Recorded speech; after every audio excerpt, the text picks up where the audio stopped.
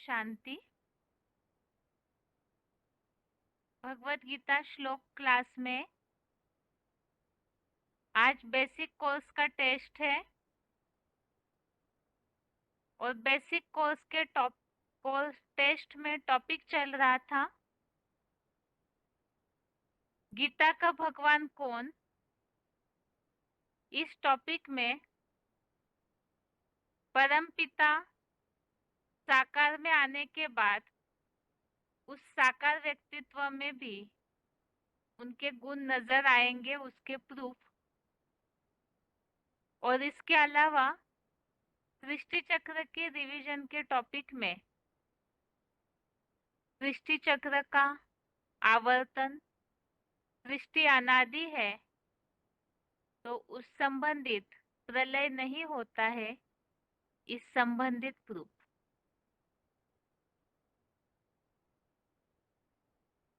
और टेस्ट के लास्ट में अभी तक जो सृष्टि चक्र का चित्र पूरा हुआ है तो चारों युगों का रहस्य और उसके बाद जो ब्रह्मा का दिन और रात की बातें हमने समझी है।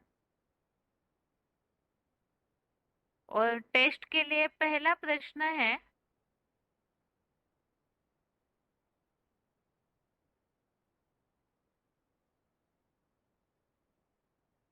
श्री कृष्ण में परमपिता शिव के गुण नजर नहीं आते हैं, उसका प्रूफ क्या है?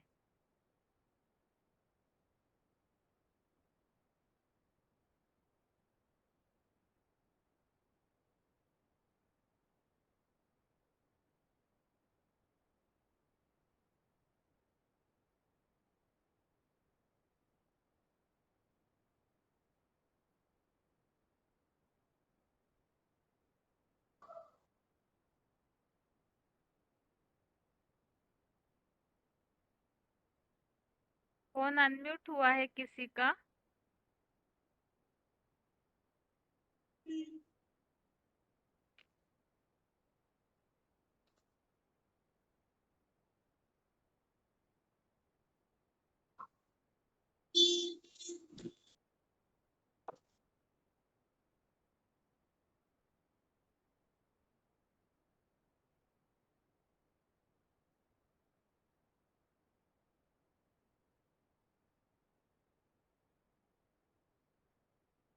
फोन अनम्यूट है किसी का?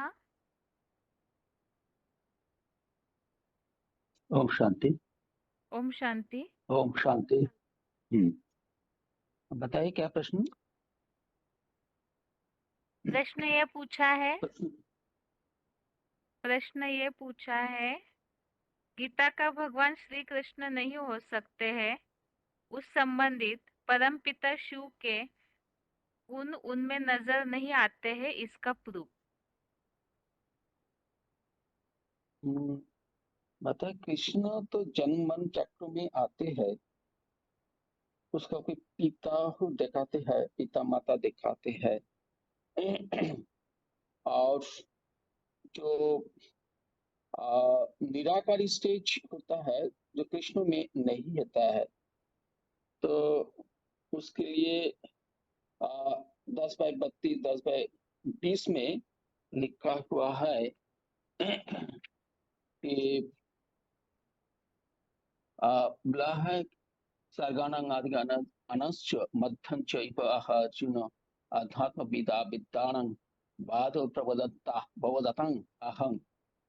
सारी सृष्टि के जो आदि देव है तो वो कृष्ण नहीं है।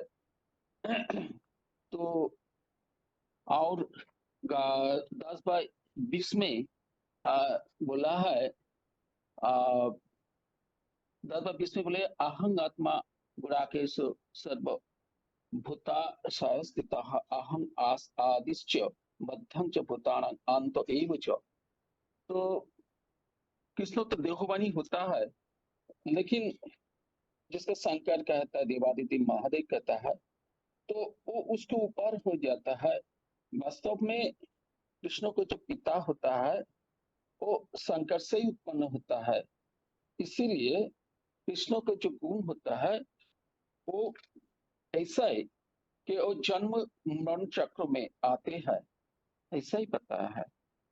कृष्ण के पिता शंकर से उत्पन्न होते हैं, कैसे? शंकर मना आ, जैसे मैंने कृष्ण का बाप शास्त्रों में होता तो है ना। ऐसे कुछ नहीं दिखाया ना। हाँ, ना वो वैसे तो हम लिखा ज्ञान के नहीं, आधार से लेकिन समझ रहे हैं। हाँ, ज्ञान के आधार पर समझते हैं ना। कृष्ण का बाप होता है तो वो तो शंकर में प्रवेश करके ही काम करते हैं। तो जिसका राम कहता है, राम से उसका उत्पादन होता है, तो शंकर में राम भी समा हुआ है, ऐसा माफिक। तो शंकर तो मिक्स अप पार्ट है।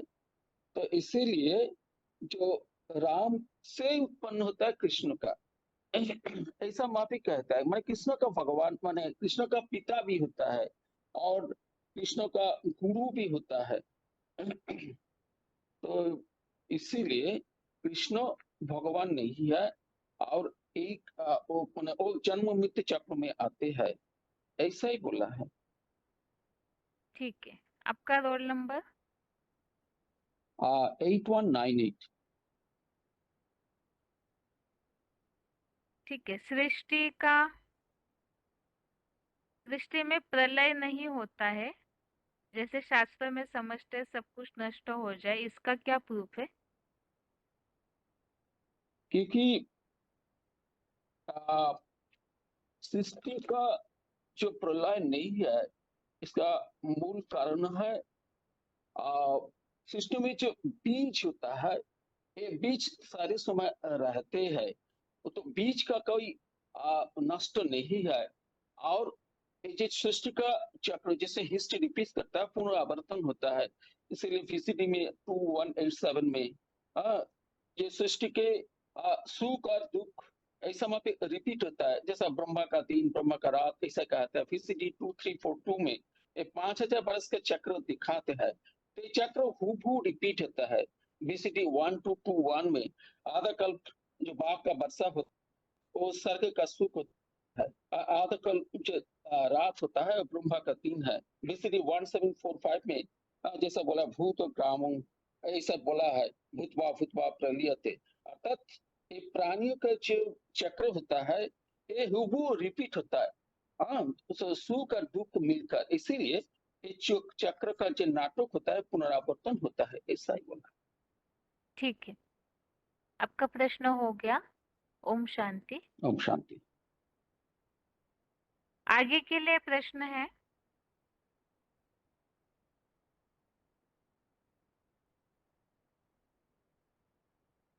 अजन्मा, इस संबंधित ही हमने और दो बातें देखी है, अनंत और अनादि।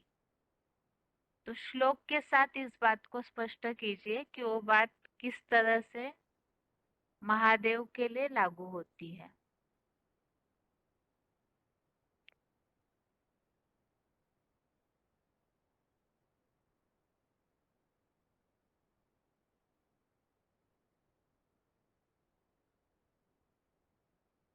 हाँ बहन जी, ओम शांति।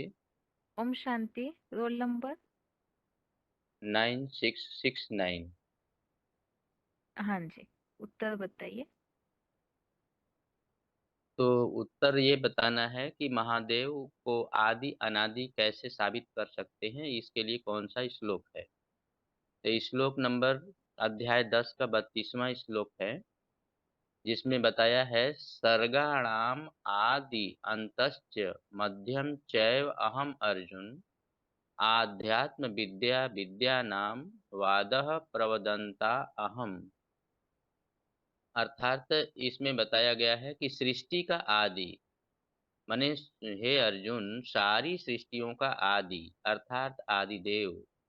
फिर मध्य माने, मध्य का मतलब इस्लामियों का आदम। और अंत महाकाल मैं ही हूँ। तो इस श्लोक में तीनों प्रकार की बातें बताई गई हैं, आदि मध्य और अंत। वो भी किसके लिए बताया? जो आदि देव है। आदि देव उसी को कहा जाता है देव देव महादेव, जिसके लिए 11 के 38वें श्लोक में बताया है, तुम आदि देव पुरुष पुराण। तो माने वो आदि देव हैं, उनके लिए ही ये बात लागू होगी कि वो सारी सृष्टि के आदि, मध्य और अंत है। ठीक है, दूसरा प्रश्न है आपके लिए। जी। सृष्टि अनादि है, इसके लिए श्लोक बताइए।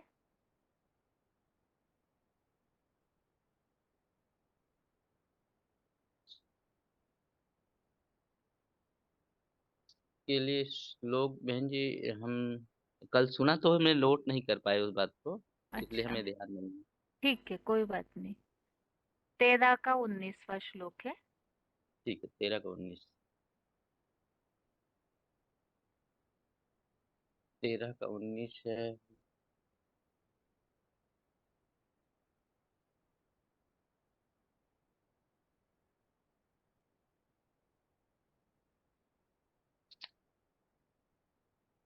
तेरह के 19 में बात आया हुआ है कि प्रकृतिम पुरुषम चैव विद्धि अनादि उभव अपि विकारान च गुणान चैव विद्धि प्रकृति संभवान। माने इस श्लोक में ये बताया गया है कि अर्जुन की देह में महाकाल रूपा अपरा प्रकृति, देह जो शरीर है उसको अपरा प्रकृति को और आत्मा रूपा परा प्रकृति को, दोनों बीज रूप परम आत्मा प्लस देह रूप बर्फीले लिंग को भी अनादि, माने जो अर्जुन का जो शरीर है जिसे अपरा प्रकृति बताया, वो बताया अनादि, अक्षय, ऑलराउंडर ही जानो। ऑलराउंडर मतलब आदि, मध्य और अंत तीनों कालों में जो विद्यमान हो उसको ऑलराउंडर कहेंगे। जानो, और विकारों और अनादि निर्मित सत्य रज आदि घटने बढ़ने वाले इन तीन गुणों को भी दैहिक महाभूत आदि 23 तत्वों वाली लिंग रूपा अनादि अविनाशी प्रकृति से उत्पन्न हुआ जान। तो इस हिसाब से इसमें जो बताया हुआ है कि ये सृष्टि जो है वो अनादि है।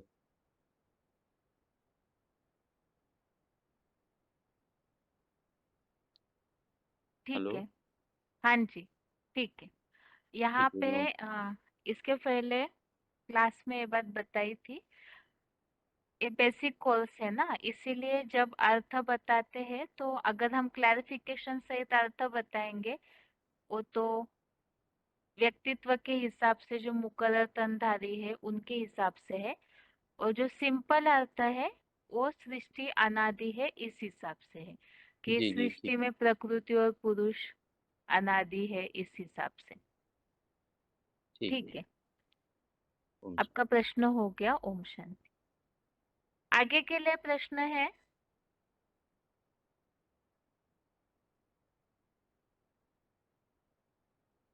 काफी सारे वीसीडी पॉइंट्स हमने समझे थे, जिसमें ये उल्लेख हमने समझा है कि ये चक्र या नाटक हूबहू रिपीट होता है, इसका पुनः आवर्तन होते रहता है। तो उदाहरणों के साथ बताइए इन बातों को, जो वीसीडी के काफी पॉइंट हमने जो समझे हैं। जैसे दिन के बाद रात आती है और रात के बाद दिन, तो ये चक्र चलते रहता है। एक उदाहरण बताया, तो इसी तरह से ही जो बातें हमने वीसीडी पॉइंट्स में समझी है तो पॉइंट्स के साथ बताइए।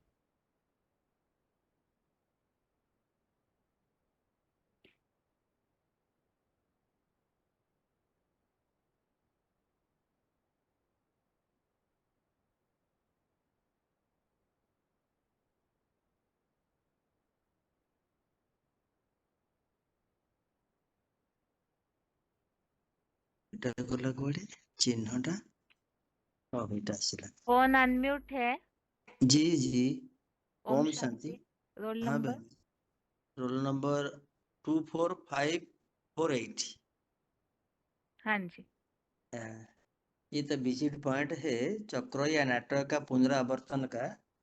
ये 2187 और सुख और दुख की सृष्टि मिलाकर दोनों 5000 वर्ष ये चक्र सुख दुख का है। और ये दुख के बाद सुख और सुख के बाद दुख आते हैं, दिन रात होते हैं, दिन रात की बात है। ये रात भर दिन आते हैं। फिर 2342 5,000 वर्ष का चक्र है, तुम्हारा 84 चक्र है। ये चक्र हूबहू रिपीट होता है, होता रहता है। कोई नई बात नहीं है, परंतु मनुष्य 84 चक्र में बार बार जन्म मृत्यु जन्म चक्र में आकर भूल जाते हैं। फिर भी 1221 बीसीडी में बोला है, अधाकल्प बाप को वर्षा चलता है, अधाकल्प रावण का वर्षा चलता है। यह तो चक्र चलता फिरता रहता है। सुख का वर्षा बाप देता है, दुख का वर्षा रावण देता है। ठीक है, हाँ एक जी। मिनट अभी। जी जी। आपके लिए अगला प्रश्न यह है, बोलिए। कृष्ण गीता का भगवान नहीं हो सकते, इसके लिए क्या प्रूफ बताएंगे? इसके लिए तो बहुत प्रूफ है। ये बोला है कि कृष्ण तो कृष्ण जन्म मरण में चक्र है, उनका बाप माँ का नाम है, वो जन्मदाता बाप में है जो देवकी और वासुदेव, और पालने करने माता है जो नंद यशोदा। और उनको तो वो तो जन्म मरण चक्र आते हैं, वो मृत्यु भी उनको होता है। उसको भी दिखाया है शास्त्र में कि बहले ने तीर लगाया और तीर मारा, उनका प्राण पकड़ उड़ गया, वो भी मृत्यु हुआ है। तो इसलिए कैसे उसको वो कहा जा सकता है कि वो अजन्मा है? वो तो जन्म मरण चक्र आते ही वो भगवान नहीं हो सकता है, हो नहीं सकता। फिर भी जो इसमें बोला है कि जो शंकर को जो शास्त्र में गाया हुआ है, वो वो अजन्मा, इसका कोई बाप माँ नहीं दिखाया जाता है शास्त्र में, उसको अजन्मा कहा जाता है और शिव समान बनता है। ठीक है, जी। आपका प्रश्न हो गया। ओम जी। शांति। ओम शांति।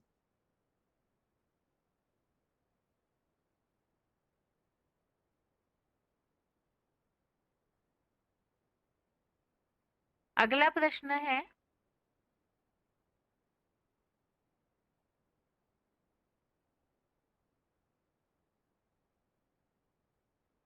अनादि और अनंत स्वरूप के लिए काफी सारे श्लोक देखे हैं हमने, तो उसमें से कोई भी 2 श्लोक बताना है।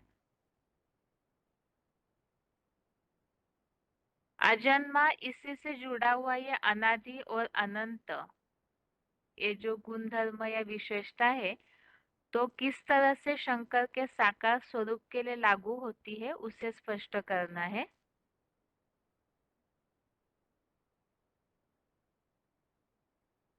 ओम शांति।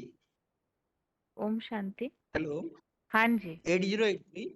हाँ जी। हाँ, 11 अध्याय का 19 नंबर में बताया कि वो अनंत है और अनादि है।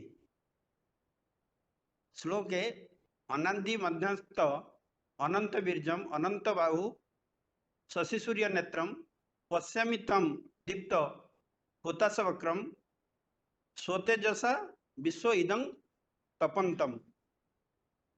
इसे में होता है कि आदि मध्य और अंत रहित ऑलराउंड अमोघ बीर्ज वाले आप परमपिता शिव बाबा आदम ही तो महादेव है।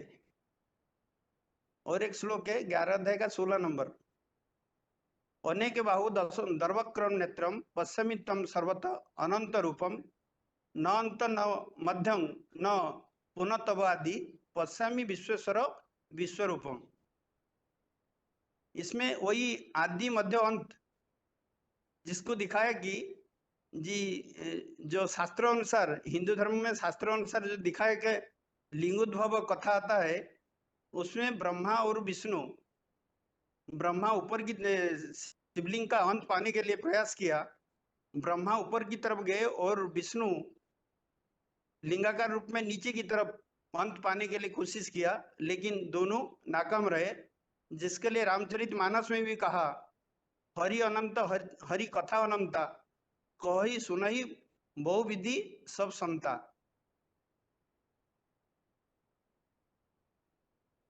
ठीक है, दूसरा प्रश्न है आपके लिए, ब्रह्मा का दिन और रात से सृष्टि चक्र का चित्र बताइए। ब्रह्मा का दिन और रात, और साथ में ये सृष्टि अनादि है।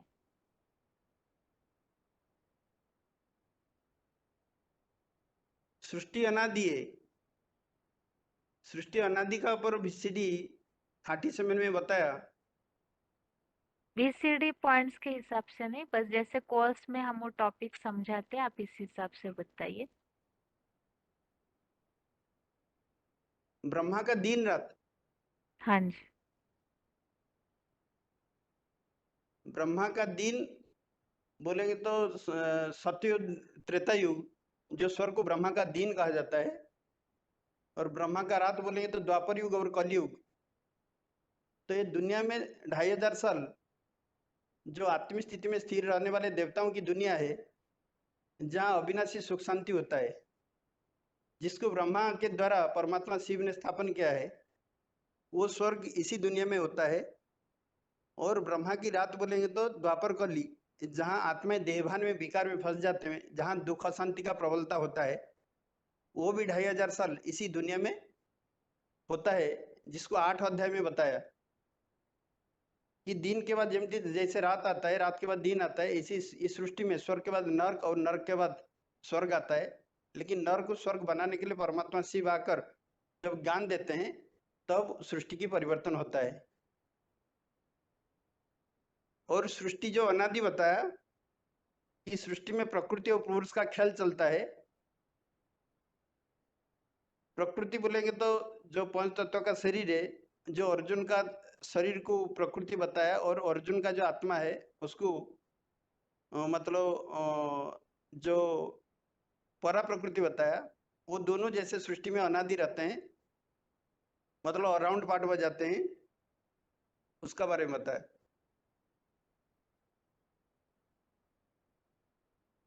ठीक है। अभी अभी किसी को ये बात बताई थी, और इसके पहले भी, ये जो प्रकृतिम पुरुषम चैव, ये जो श्लोक लिया है हमने, ये विशेषकर सृष्टि अनादि है इस हिसाब से। और जो क्लैरिफिकेशन सहित अर्थ है वो तो एडवांस कोर्स करते हैं उस समय हम समझा सकते हैं। बाकी स्लाइड में वो अर्थ इसी हिसाब से डालते हैं क्योंकि नई किताब में उसी प्रकार अर्थ है। लेकिन कोर्स बताते समय तो हमें बेसिकली ये बात गहराई से कोई समझेंगे नहीं ना, कौन अर्जुन है, हम किसे कह रहे हैं ये अपरा प्रकृति। इसलिए केवल यहाँ प्रकृति और आत्मा, ये दोनों को भी अनादि जानो, इतनी ही बात लेने के हिसाब से ये श्लोक लिया हुआ है। मतलब ये प्रकृति पुरुष बोलेंगे तो प्रकृति शरीर, और पुरुष बोलेंगे तो आत्मा। हाँ, और दूसरा प्रकृति माना ये सृष्टि भी तो प्रकृति है ना, पंच तत्व सृष्टि के प्रकृति जो जो 5 जल तत्व। स्थल हाँ आकाश जी। वायु पंच तत्व की दुनिया है, उसको प्रकृति बोलेंगे तो, और ये आत्मा को पुरुष बोलेंगे। हाँ जी। तो उस हाँ हिसाब से मनुष्य आत्माएं जो है वो भी अनादि है, और ये जो 5 तत्वों की बड़ी विशाल प्रकृति है वो भी अनादि है। इस हिसाब से ये श्लोक लिया है। और हाँ, बाकी हम आत्मा एडवांस। एक्टर है, और ये शरीर शरीर रूपी प्रकृति का मतलब पोशाक ड्रेस धारण करके यहाँ पृथ्वी रंगमंच में पाठ बजाने के लिए आता है। हाँ जी। ठीक है। हम्म। आपका प्रश्न ठीक है जी। हो गया। ओम शांति। ओम शांति। आगे के लिए प्रश्न है। अभी तक जो हमने टॉपिक समझे हैं 4 युगों के बाद से, ब्रह्मा का दिन रात, और ये सृष्टि स्वर्ग से नरक कैसे बनी, और सृष्टि अनादि है, और इस चक्र, सृष्टि चक्र का या इस नाटक का पुनः आवर्तन होता है। 4 युगों के बाद ये 4 टॉपिक हमने देखे हैं। ब्रह्मा का दिन रात, उसके अलावा ये सृष्टि स्वर्ग से नरक कैसे बनी, जिसमें ये बातें समझी थी हमने, देवता और असुर इसी सृष्टि पर है। देवता ही पुण्य क्षीण होने पर असुर या नरकवासी बन जाते हैं, साधारण मनुष्य बनते हैं। और इसके अलावा 4 युगों के बाद इस सृष्टि का क्या होगा, तो पूरा प्रलय नहीं होता है, ये चक्र या नाटक आवर्तन चलते ही रहता है। तो ये 4 टॉपिक के बारे में श्लोक सहित कोर्स जैसे आप बताते हैं किसी को, उसी तरह से बताइए।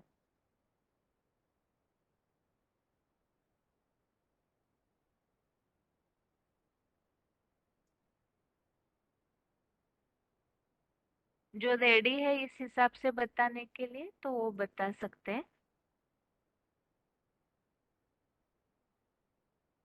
फोन अनम्यूट हुआ है किसी का?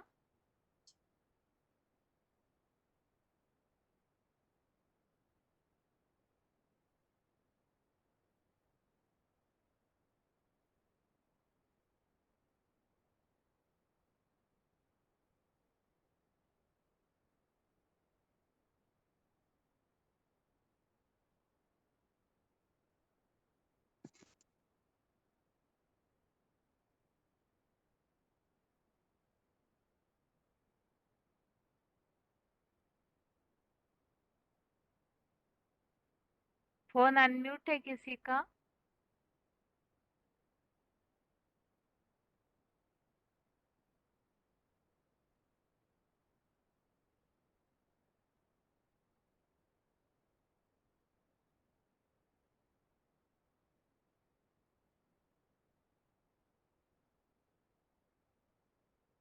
हाँ बहन जी, ओम शांति अम्मा। ओम शांति। हाँ बहन जी, आप क्या बताया पहले से बताना है ना? सत्ययुग, त्रेता युग, द्वापर युग, कलयुग श्लोक नहीं माता समेत। जी, हाँ ब्रह्मा का दिन और रात। ओके, वो केवल ब्रह्मा का दिन और रात वहां से बताना है ना? हाँ जी। ओके अम्मा, पहले रोल नंबर बताती हूँ। रोल हाँ नंबर जी। 24526। हाँ जी। बाद में ब्रह्मा का दिन माना सतयुग त्रेता युग को मिलकर के ब्रह्मा का दिन कहा जाता है। द्वापर युग कलयुग को मिलकर के ब्रह्मा का रात कहा जाता है। ब्रह्मा का दिन के बारे में ये दो श्लोक हैं 8वां अध्याय के लिए। 17th श्लोक, 8वां अध्याय के 18th श्लोक। 8/17 सहस्रयुग पर्यंतम अहर्यत ब्रह्मणो विदुः रात्रिम युग सहस्रांतम तेहो रात्र विदो जनाः। माना ब्रह्मा का 2500 वर्ष का समय जो है वो दिन है। ये ज्ञान प्रकाश युक्त दिन है, उत्तरायण मार्ग कहे जाने वाली। वैसे ही उतनी टाइम प्रमाण की 2500 वर्ष की कलयुगी नार की विधर्मियों वाली समय है, वो रात्रि है। दक्षिणायन मार्ग कहा जाता है। ये ब्रह्मा का रात होता है ना, इसके लिए रेफरेंस श्लोक 8वां अध्याय के 18th श्लोक है। वो है अव्यक्तात् व्यक्तयः सर्वाः प्रभवन्ति अहरागमे रात्र्यांते प्रलीयन्ते तत्रैव अव्यक्त संज्ञके।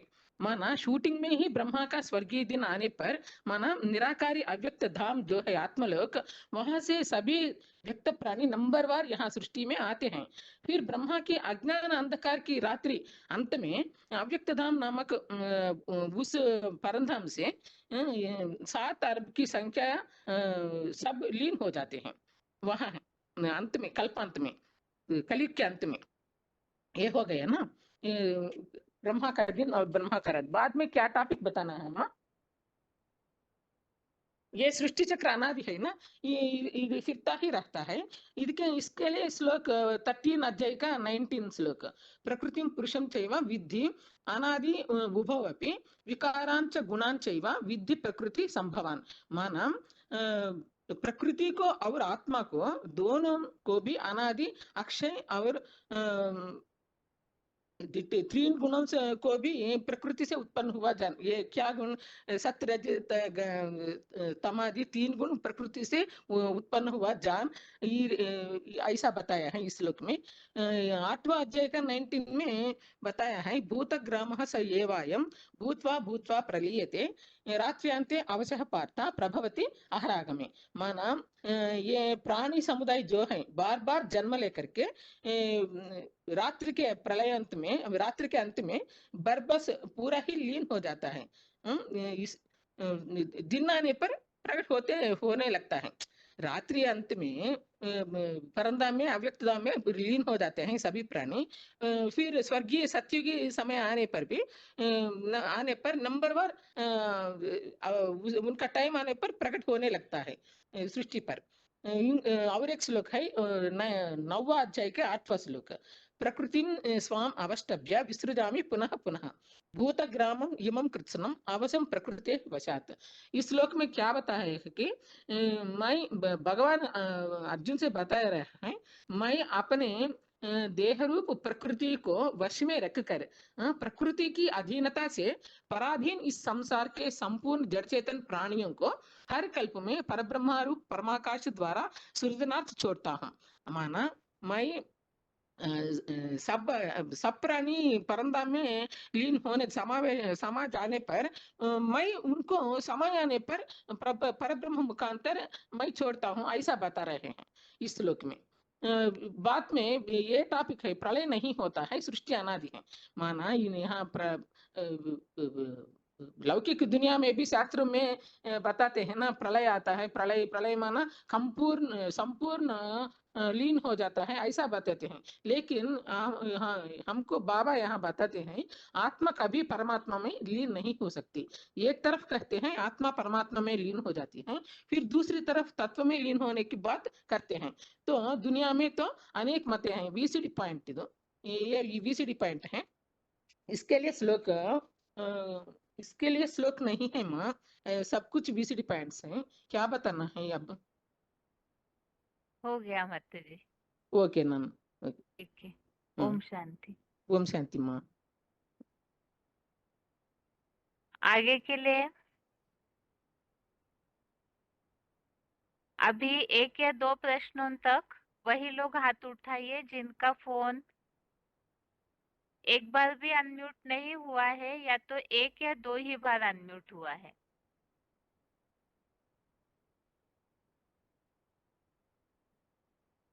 जो लोग इस हिसाब से कोर्स बताने के लिए रेडी है, जिनका फोन बिल्कुल कभी भी अनम्यूट नहीं हुआ या तो 1 या 2 ही बार अनम्यूट हुआ है, वही लोग हाथ उठाइए।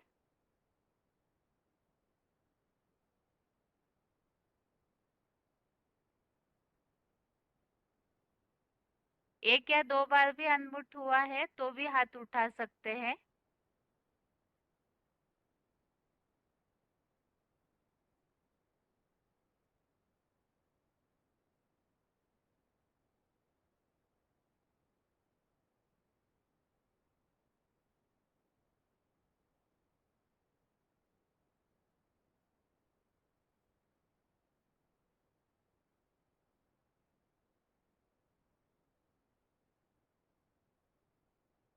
हो सकता है कोई रेडी नहीं है इसीलिए हाथ नहीं उठा रहे।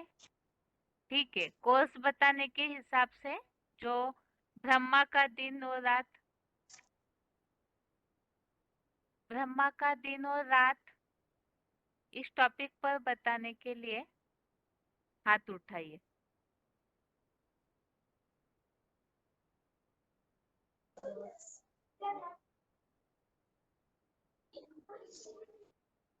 फोन अनम्यूट है?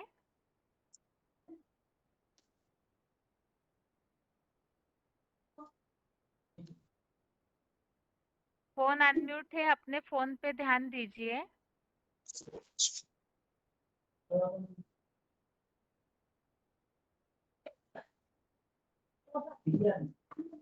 फोन अनम्यूट है, अपने फोन पे ध्यान दीजिए।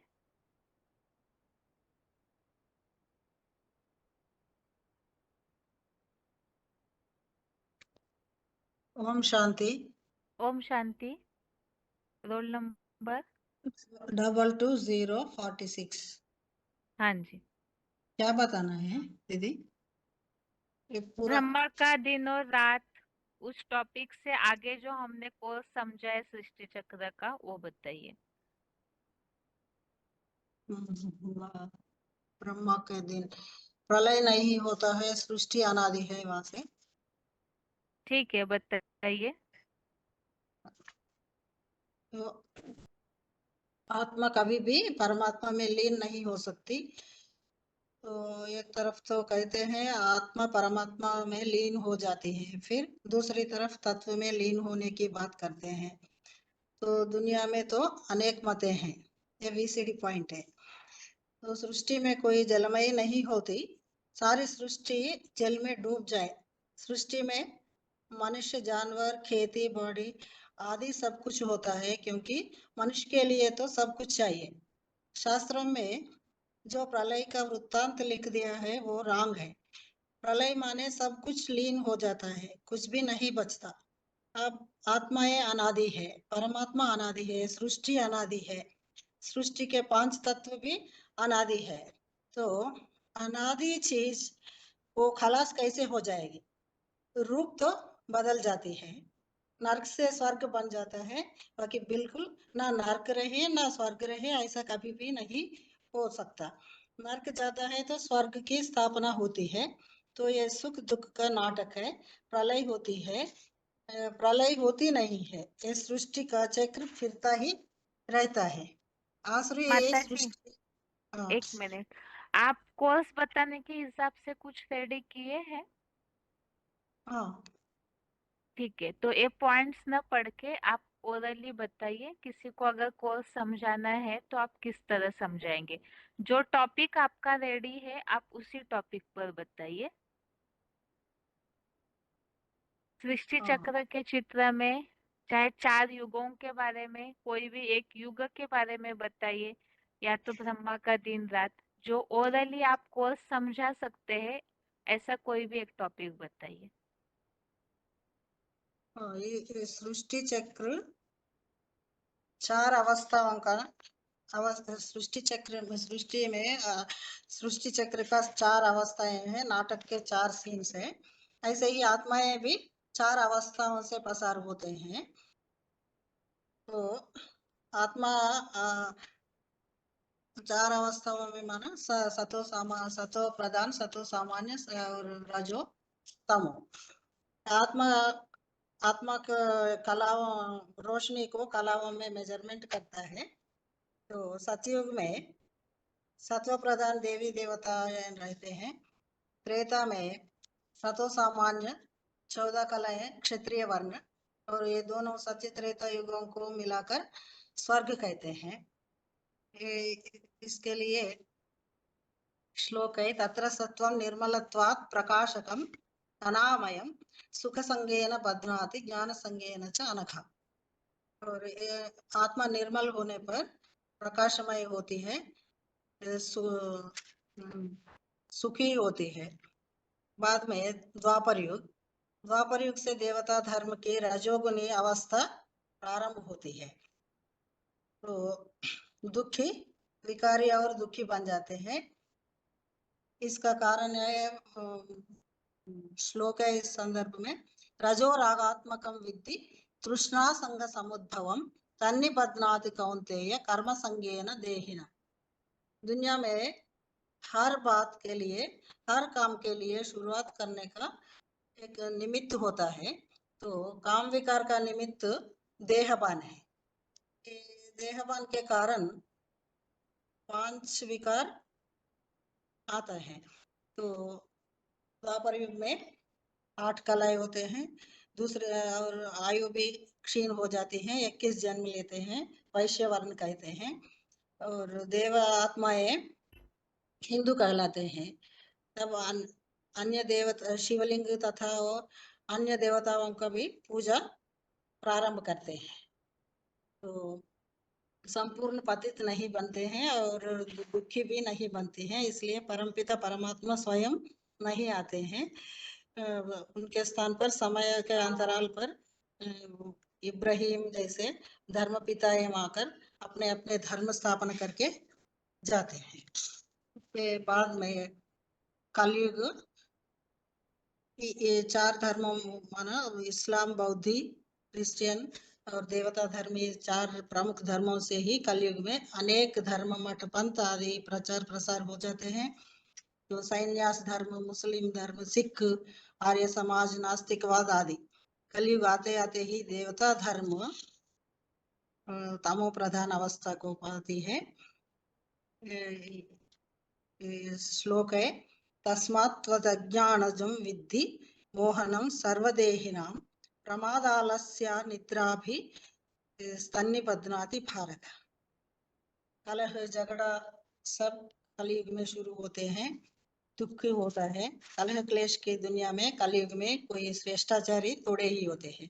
कलह क्लेश होता है, इसका कारण मारा मारी करते हैं इंद्रियों से, तो कलह क्लेश होता ही है।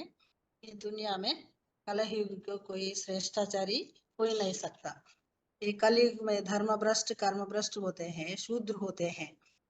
द्वापर युग में तो वैश्य होते हैं और 14 कला संपूर्ण त्रेता में क्षत्रिय होते हैं। ठीक है माता जी, ठीक है। और किसी को आगे पूछते हैं। ठीक है। ओम ओम शांति। शांति।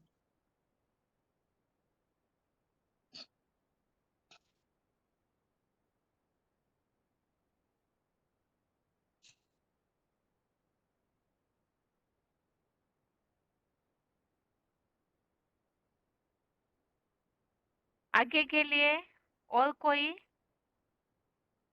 अभी सृष्टि चक्र की चित्र की रिवीजन भी पूरे होने जा रही है और एक आध क्लास होगा जिसमें हम संगम युग के बारे में समझेंगे। इसीलिए ये रिवीजन पूरी होते होते ही कोर्स बताने की प्रैक्टिस अगर होती है तो ठीक है।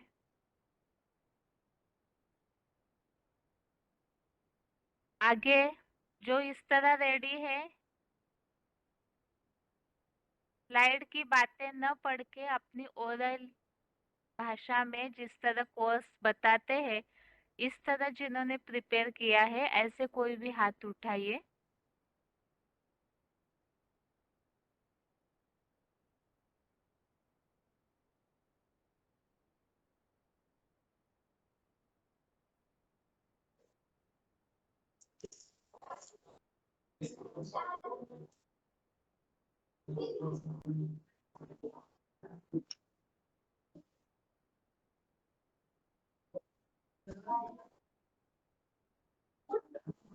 फोन अनम्यूट है किसी का?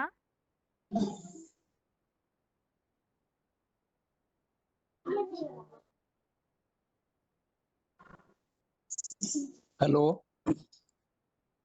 हेलो। ओम शांति। Roll number? हाँ, 4783। हाँ जी। हाँ, ये जो वर्ल्ड ड्रामा है, ये अनादि अविनाशी ड्रामा है। और ये ड्रामा ब्रह्म भुवनालुको पुनरावृत्ति अर्जुन मामु प्रत्य तुमकंते पुनर्जन्म न विद्यते। अर्थात ये ड्रामा 4 युग में चक्राकार में घूमता रहता है। पहले जो आता है फर्स्ट, वो सत्य और त्रेता, जिसको स्वर्ग कहा जाता है। तो इसी स्वर्ग के बारे में शुल्क है।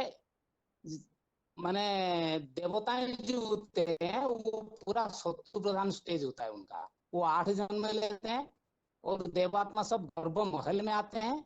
16 कला संपूर्ण, संपूर्ण निर्विकारी, मर्यादा पुरुषोत्तम और डबल अहिंसक होते हैं। और इनका जो एवरेज परमायु है 150 साल है। और इनका जो शरीर है कंचन काया, सोना जैसे, और देवता वर्ण है। और इनका जो सुख भोगते हैं वो पूरा 16 कला संपूर्ण होने के नाते ये श्रेष्ठ इंद्रिया ज्ञान इंद्रियों से सुख भोगते हैं। और देववंश है ना, सूर्यवंशी है। और इनका लक्ष्मी नारायण का राज्योत्तर दिखाया गया है। उसके बाद आता है जो त्रेता युग है, वो सतु सामान्य है, 14 कला संपूर्ण है। मतलब पुनर्जन्म मतलब नीचे गिरना, तो 2 कला कम हो जाता है और आबादी भी घट जाता है। 9 लाख से 2 करोड़ होते सतयुग में, वो त्रेता में आबादी हो जाता है 2 करोड़ से लेके अंत तक 10 करोड़ बन जाता है। ये 1250 वर्ष का है। सतु सामान्य होने के नाते क्षत्रिय वंश कहलाते हैं। और क्षेत्रीय जो होते हैं, जिसके लिए शुल्क भी बताया गया है कि सतयुग देवता के लिए बताया गया, यशात्मा रतिय सदा तुप्त मानव आत्मा ने संतुष्ट तस्य कार्य न विद्यते नैवं तस्य कृतनाथन आकृतन कश्चन न सर्वभूतेषु कस्यथ व्यपाश्रय। अर्थात देवी देवता जो होते कोई कार्य करने के लिए किसी के ऊपर, किसी प्राणी के ऊपर डिपेंडेबल नहीं होते, क्योंकि प्रकृति सारे चीज उनको मुहैया करती है। और जो क्षत्रिय वंश के लिए बताया तत्व सत्य, ये दोनों के लिए लागू होता है। तत्र सत्व निर्मलत्व प्रकाशकम अनामयम सुखे संगने बंध्रांति ज्ञान संगे च अनघ। माने इनका सारे द्वारा सर्वद्वारे सर्वे द्वारेषु देहस्मि प्रकाशम उपजायते। माने सारे ज्ञानेन्द्रिय से सुख भोगने के नाते इनका सारे इंद्रियों से ज्ञान की प्रकाश रहता है। इसलिए ये दोनों युग को स्वर्ग कहा जाता है। स्वर्ग में जो देवी देवता होते हैं, एक धर्म, एक भाषा, एक राज्य होने के नाते ये भगवान का द्वारा स्थापित वसुधैव कुटुंबकम कहा जाता है, जिससे ये स्वर्ग दुनिया बनती है। और उसके बाद आता है द्वापर युग से कला कम हो जाता है, 14 कला से ले 8 कला हो जाता है। रज्जु रागात्मक विद्धि माने तो रज्जु रागात्मक विद्धि तृष्णा संगम स्फुटमवम तत्निबंधान्ति कौन्तेय कर्म संज्ञेन देहिनम। तो ये रज्जु गुण आ जाने से देवी देवता है क्या होते हैं न और गिर जाते हैं, क्योंकि और धर्म द्वापुर जिसका नाम बताया ना, दूदुपुर दूदु राज्य दूदु प्रकार की दैत्यवादी फैल जाता है, जिसलिए लुभ प्रवृत्ति आरंभ कर्मणाम असम रजसी आनी जायते विभ्रुते भरत सर्व।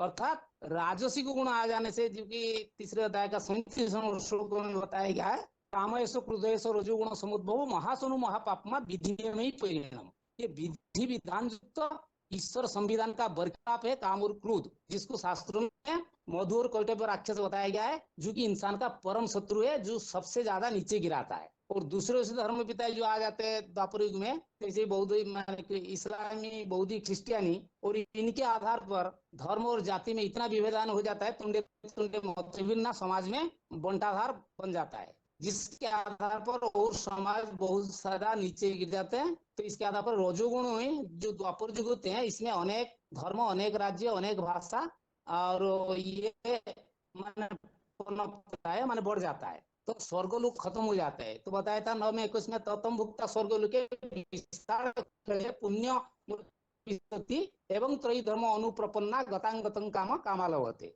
तो इस प्रकार के द्वापर युग में क्या होता है ना, कला बहुत कम हो जाता है, मतलब 8 कला से 4 कला की तरह आ जाता है। तो कलयुग जो होता है 4 कला से तमो प्रधानता शुरू हो जाती है, और माने कलयुग में अनेक धर्म, अनेक जाति, अनेक भाषा और तमो प्रधानता के कारण, जिसके श्लोकों में बताया गया है कि तमो तो अज्ञान अजमम विद्धि मोहनं सर्वदेहिनाम प्रमाद आलस्य निद्रा भी तत्निबद्धान्ति भारत।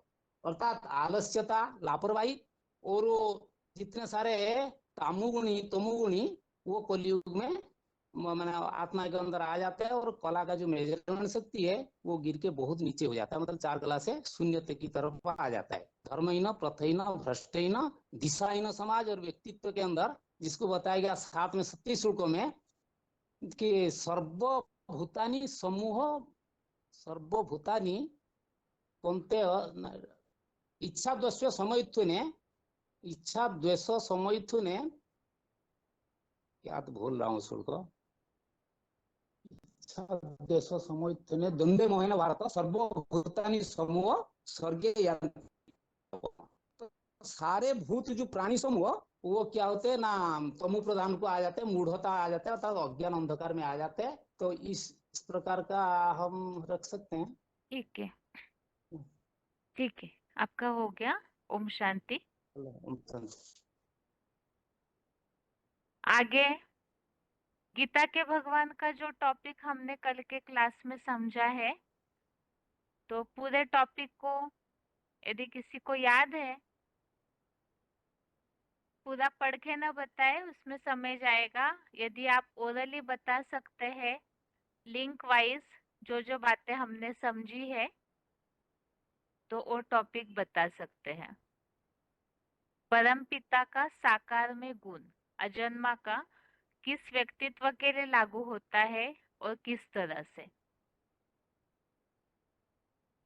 कोई भी एक ही श्लोक या 2 श्लोक का रेफरेंस दे सकते हैं, बस उस टॉपिक को क्लियर करना है। अजन्मा ये बात महादेव शंकर के लिए लागू होती है, श्री कृष्ण के लिए नहीं।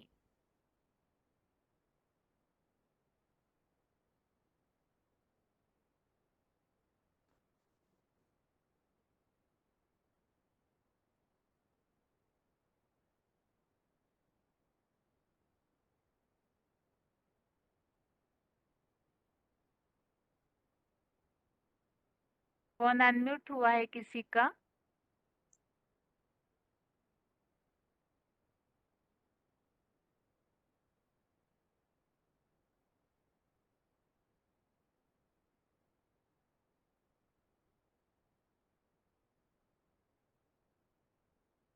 फोन अनम्यूट है किसी का?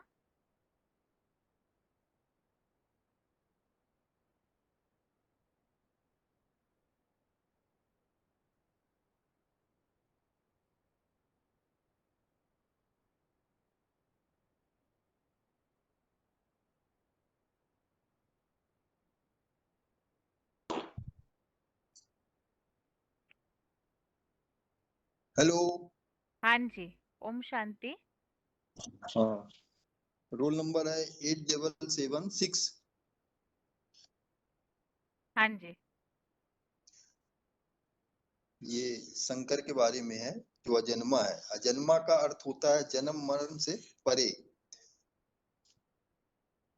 शंकर के ऊपर ये बात इस तरह से साबित होती है कि शंकर का कोई माँ बाप नहीं बता, शंकर के कोई माँ बाप नहीं बताते, और शंकर को ही अमरत्व की उपाधि भी प्राप्त हुई है, अर्थात अमरनाथ भी कहते हैं। और एक श्लोक है, 9 का 7वां श्लोक है, जिसमें है सर्वभूतानि कौन्ते प्रकृतिम यान्ति मामिकाम कल्पच्छय पुनः तानि कल्पादो विसृजाम अहम। हे कुंती पुत्र, कल्पांत काल में सभी प्राणी मात्र मेरी प्रकृष्ट रचना में समा जाते हैं, और कल्प के आदि काल से मैं उन्हें पुनः सृजन के लिए छोड़ देता हूँ।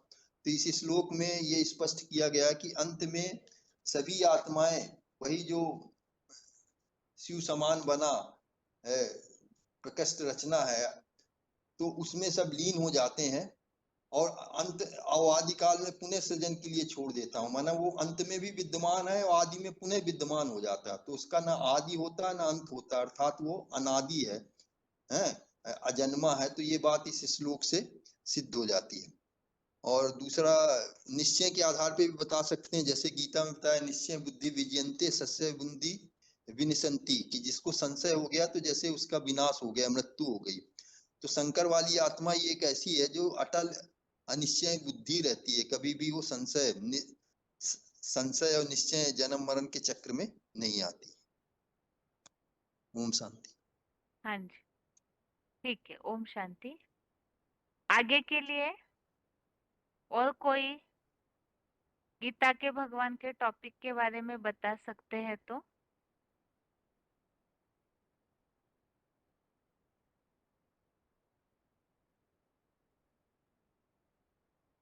फोन अनम्यूट हुआ है किसी का?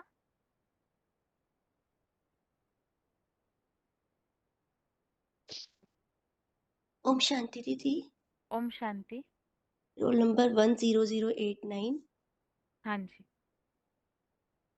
हम जो गीता का टॉपिक समझ रहे हैं उसमें कल हमने समझा कि परमपिता शिव का जो साकार माध्यम है उसका जो गुण है अजन्मा। तो अजन्मा गुण हमने समझा कि अजन्मा का अर्थ होता है जो जन्म नहीं लेते, जन्म मरण के चक्कर में नहीं आते हैं। तो शिव तो निराकार है, उनके जन्म लेने की तो बात ही नहीं है। पर वो जब इस साकार सृष्टि पर आते हैं और जो स्वरूप उनके समान बन जाता है 100%, उनकी बात हो रही कि वो अजन्मा कैसे साबित होते हैं। और गीता का भगवान श्री कृष्ण को बोला गया है शास्त्रों में। श्री कृष्ण का तो जन्म दिखाया है भौतिक गर्भ से, माता पिता दिखाए हैं और टीचर भी दिखाए, माना गुरु भी दिखाए हैं।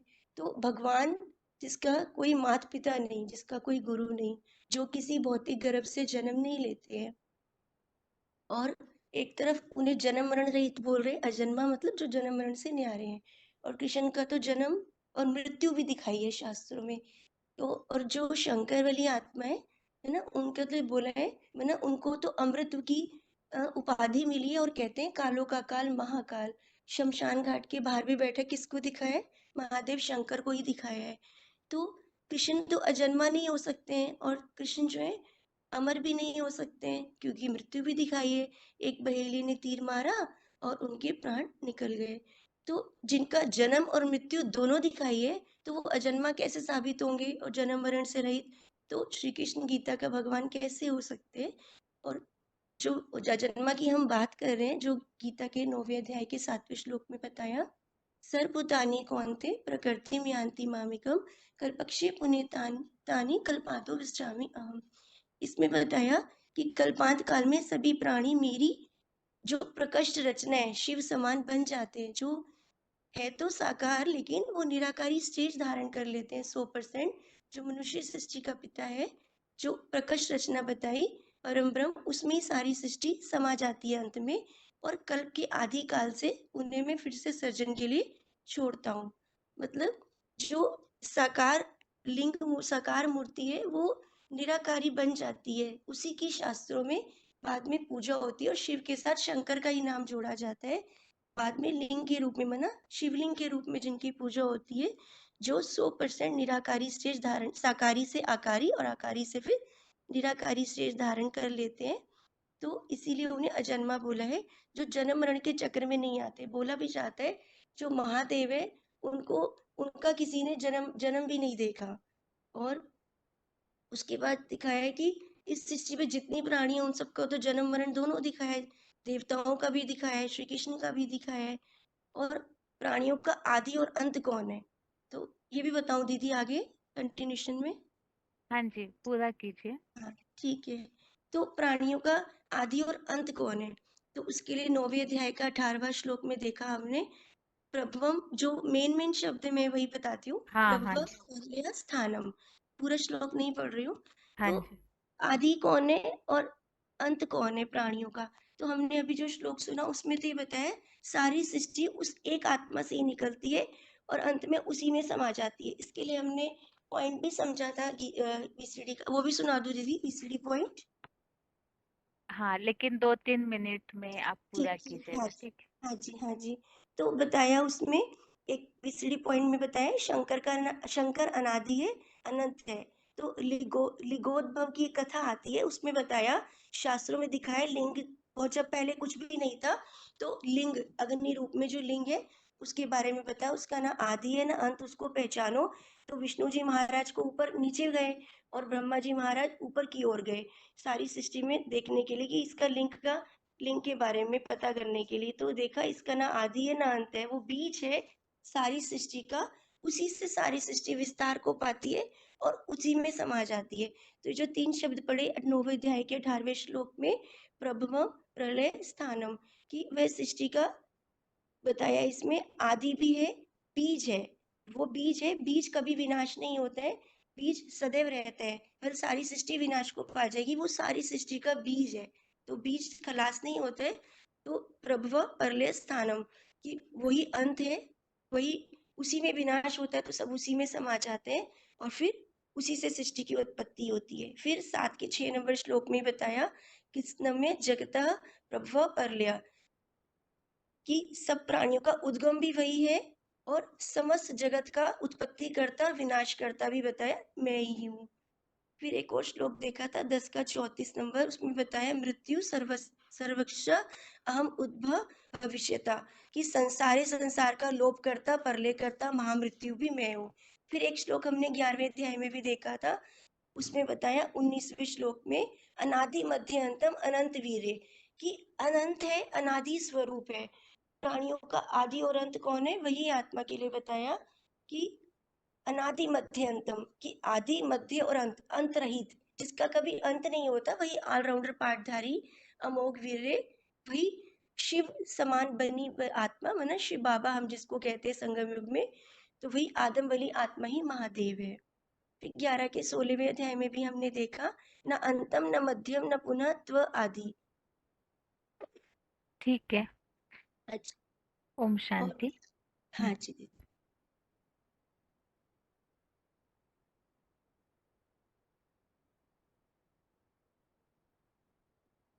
क्लास का टाइम पूरा होने जा रहा है, इसीलिए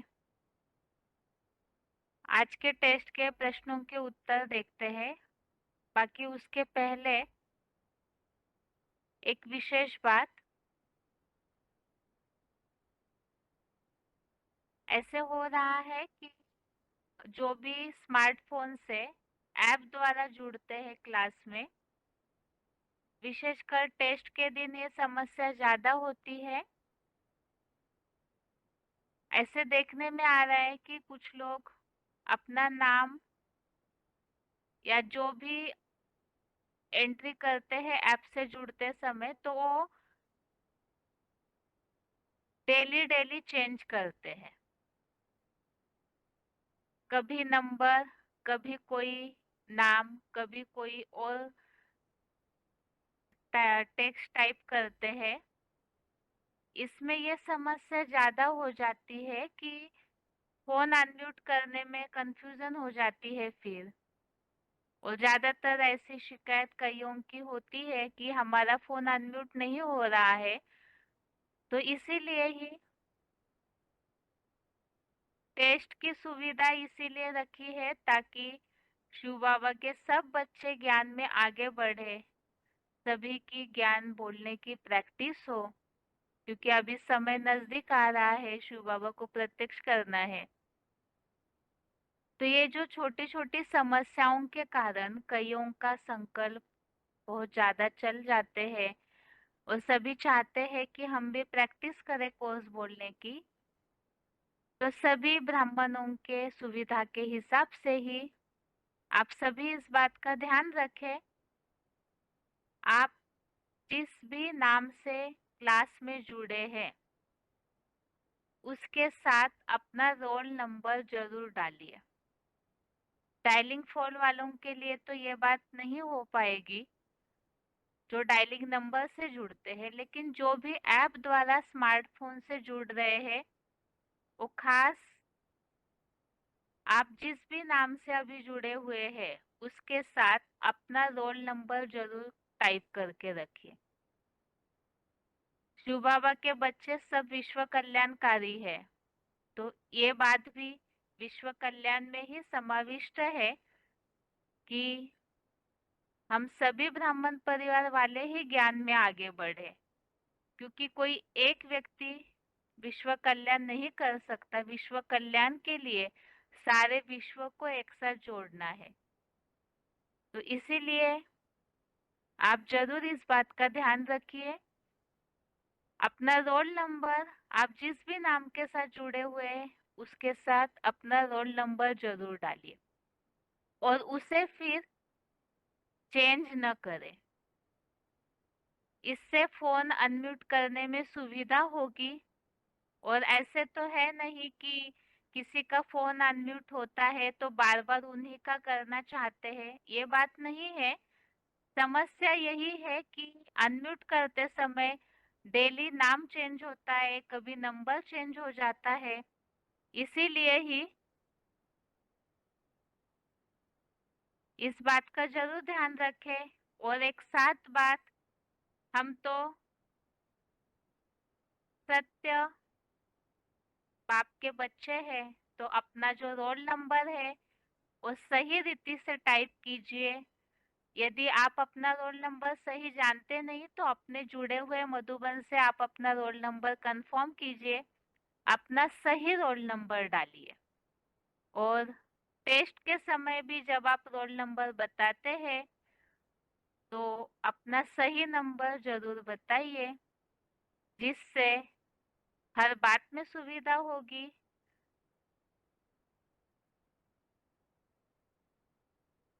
अभी आज के टेस्ट के उत्तर देखते हैं।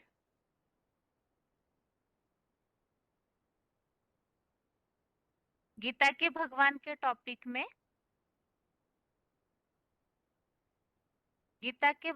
टॉपिक में हमने इस बात को समझा था।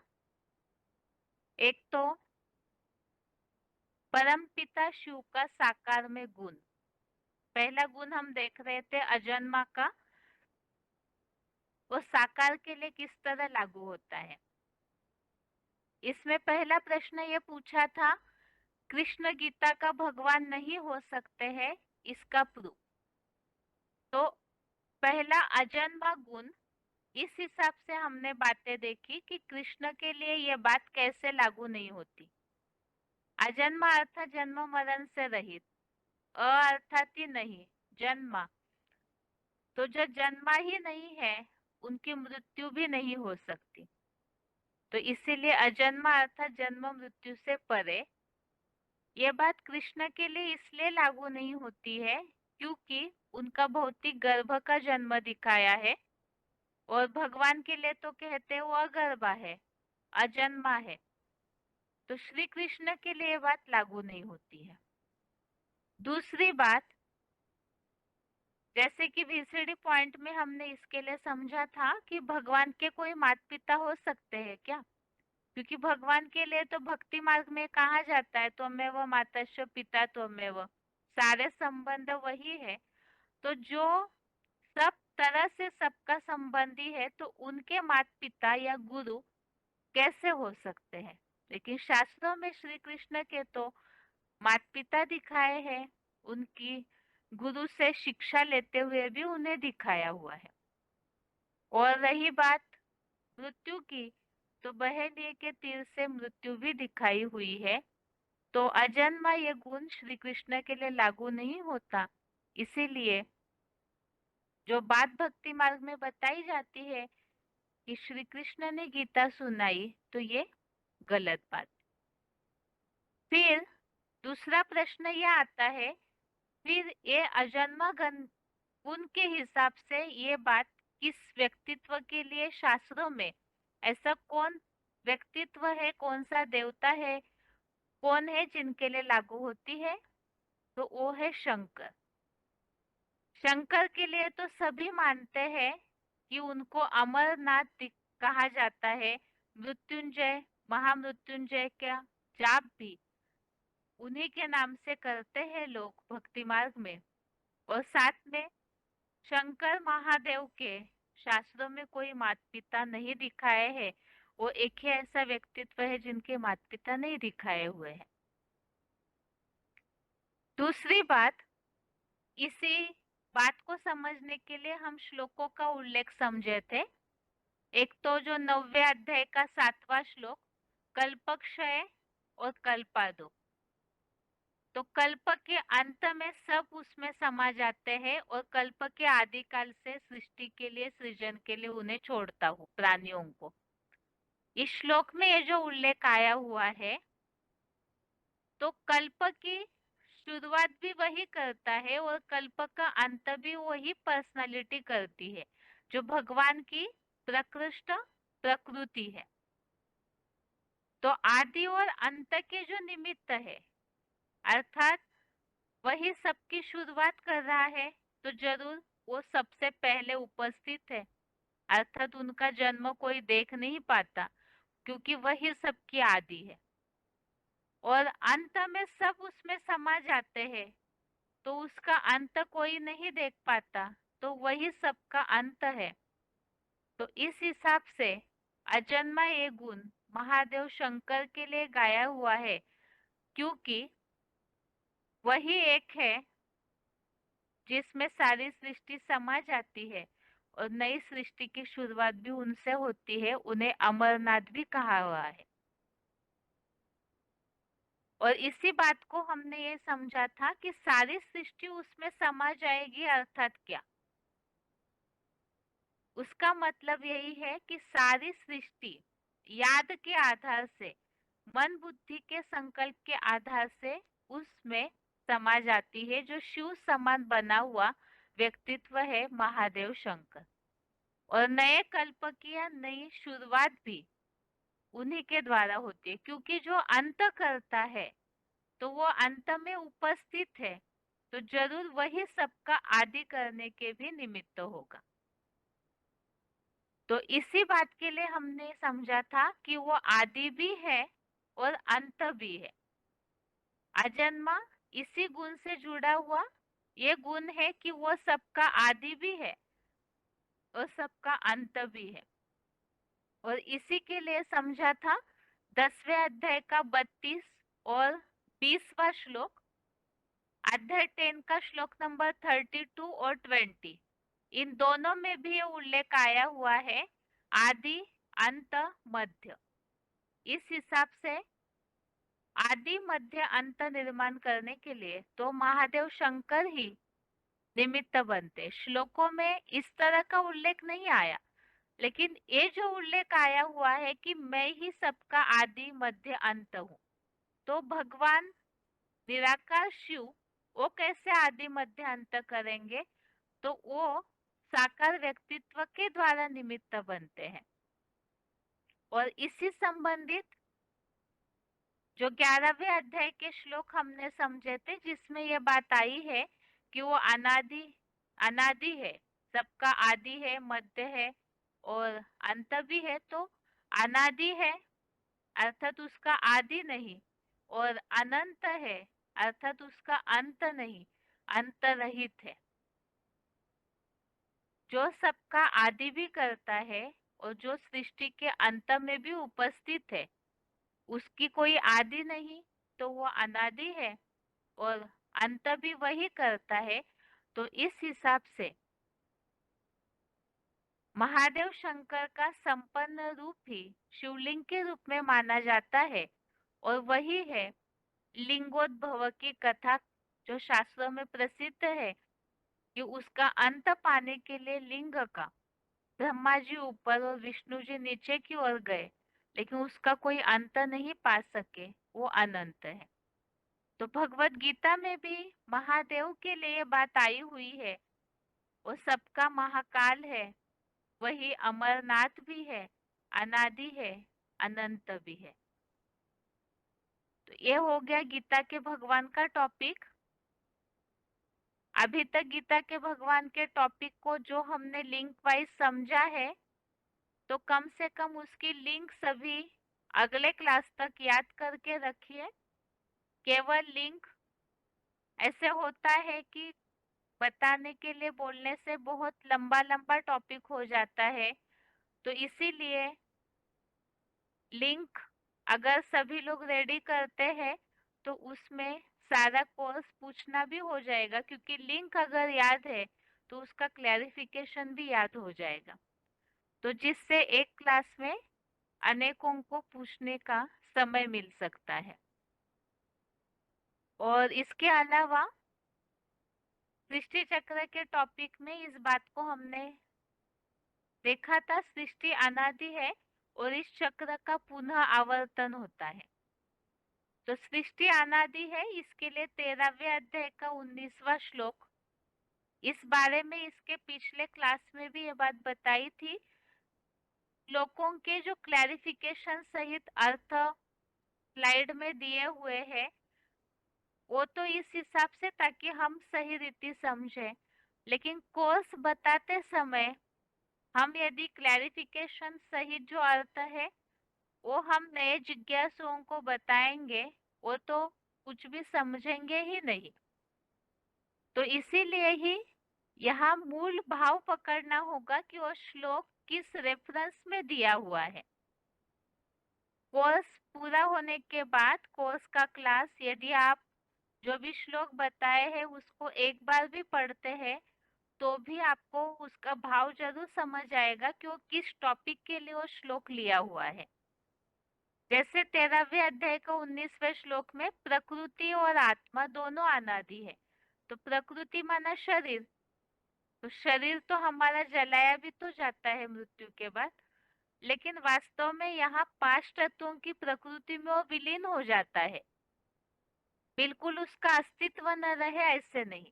और जो बड़े रूप में प्रकृति है, ये सूरज, चांद, सितारे, धरती, ये तो पूरी तरह से अविनाशी है, अनादि है। तो इस हिसाब से यहाँ सृष्टि में ही ये 5 तत्व जुड़े हैं, तो ये प्रकृति अनादि है और आत्माएं भी अनादि है।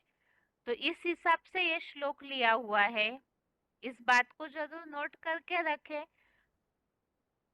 ताकि ऐसे न हो कि कोर्स बताते समय भी आप क्लैरिफिकेशन सहित अर्थ नए जिज्ञासुओं को पढ़ के बताएं। और दूसरा, ये चक्र का आवर्तन होते रहता है, इसके लिए 8वें अध्याय का 19वां और 9वें अध्याय का 8वां श्लोक, इसके शब्द ध्यान रखने होंगे। जो यहाँ उल्लेख है भूतवा भूतवा प्रलीयते, और 9वें अध्याय के 8वें श्लोक में है विसृजामि पुनः पुनः, अर्थात ये प्राणी समुदाय 8वें अध्याय के 19वें श्लोक में बार बार रात्रि के अंत में बरबस पूरा लीन हो जाता है। और फिर 9वें अध्याय के 8वें श्लोक में आया कि फिर प्राणियों को हर कल्प में सृजन के लिए छोड़ता हूँ, अर्थात उनका फिर से हर कल्प में, अर्थात हर कल्प में रिपीटेशन होता है, सतयुग से आत्माएं नीचे उतरना शुरू हो जाता है। तो इससे यह है कि कलयुग अंत में सब परम धाम में लीन होना और सतयुग की शुरुआत में इस सृष्टि पर उतरना, ये क्रम चालू ही रहता है, आवर्तन होते रहता है, क्योंकि बार बार ये शब्द आया हुआ है। तो इससे यह स्पष्ट है कि इस चक्र का आवर्तन होता है। ये 2 श्लोकों की मुख्य बात ध्यान रखनी होगी। 8वें अध्याय के 19वें श्लोक में रात्रि अंत में लीन हो जाते हैं, और 9वें अध्याय के 8वें श्लोक में प्राणियों को हर कल्प में सृजन के लिए छोड़ता हुआ अर्थात सतयुग में उतरते हैं। और इसी टॉपिक में काफी सारी बातें हमने समझी थी कि वास्तव में पूरी तरह से प्रलय नहीं होता।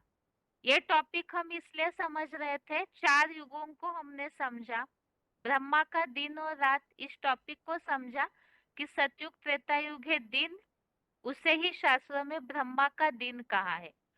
और द्वापर कलयुग है रात, अज्ञान का अंधकार, जहाँ सब ठोकरे खाते रहते हैं, शास्त्रों में इसे ही द्वापर कलयुग रूपी नरक को ब्रह्मा की रात कही हुई है। और इस टॉपिक के बाद हमने ये समझा था कि देवताएं नरकवासी कैसे बने। तो पुण्य क्षीण हो जाते हैं तो नरकवासी बनते हैं, वही देवताएं मनुष्य बन जाते हैं और मनुष्य ही अपने अवगुणों से राक्षस या असुर दैत्य कहलाए जाते हैं।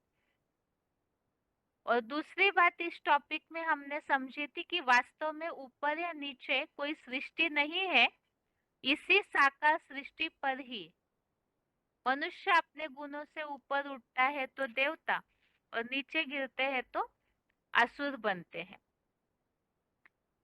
और इसके बाद ये टॉपिक हमने समझा कि 4 युगों के बारे में हमने समझा, स्वर्ग क्या है, नरक क्या है, देवताएं ही राक्षस बनते हैं और फिर ये कलयुग का अंत में अंधकार छा जाता है सृष्टि पर।